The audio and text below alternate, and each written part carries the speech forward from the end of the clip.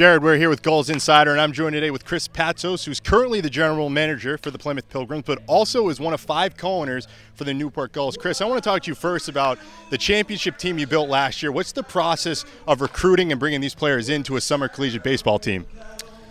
Just doing your homework and looking at all the summer leagues, the stats from the previous, their previous experiences, and really then just calling the coaches and really checking on their character and making sure we're getting the right kids here. So it's kind of a little long process, but it's something that we know the ins and outs now, so we cut right to the chase, and we know rather quickly, Chuck and I, whether this kid's going to be a Gull or not. So now you talked about you have to find out about a player's character. What sort of things are you looking for, and what are you looking to hear from players' coaches about their character before you bring them in?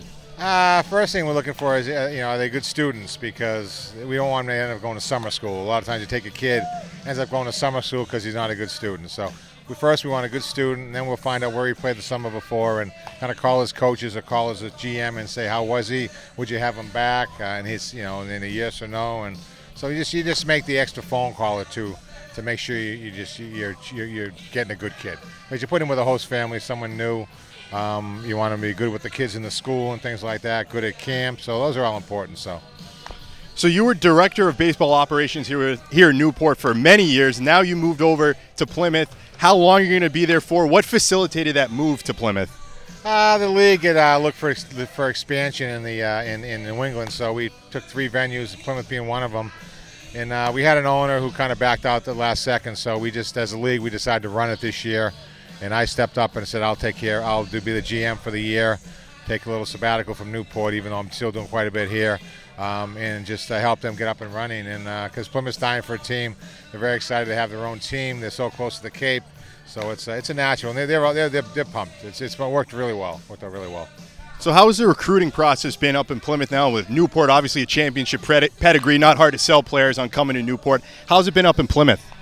It's difficult because we didn't start recruiting until February. We didn't know we were going to have a team until after the January meetings.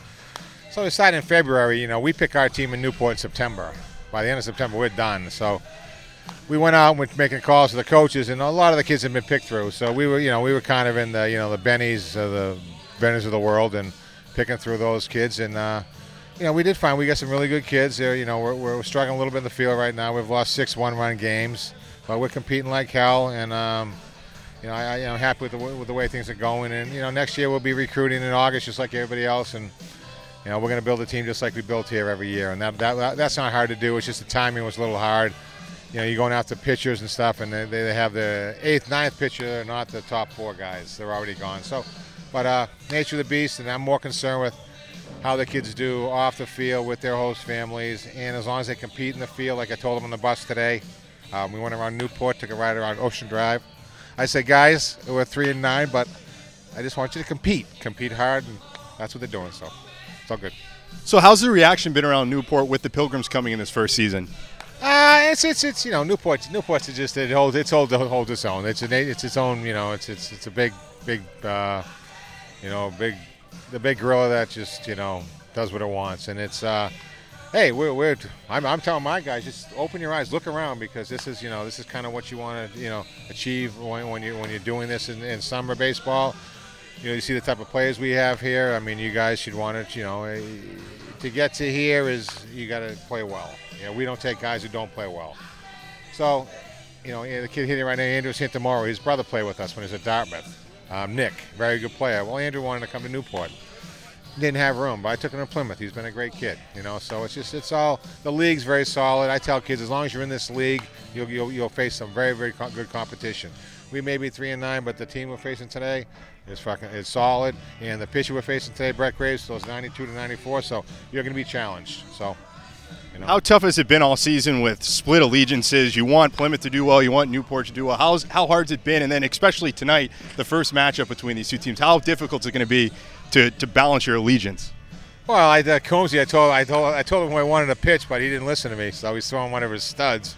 I said, hey, it's all about, for me, it's all about baseball. It's all about the kids.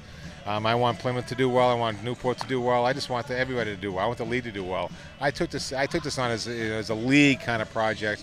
I didn't take this on for Chris or anybody else. It's a league thing, so I want the league to succeed. I want Newport to succeed. I want Plymouth to succeed. Plymouth will be the next Newport in our league.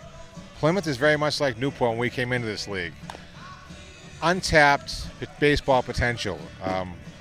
Family entertainment. There's no family entertainment in Plymouth after 5 o'clock. That's why we went there.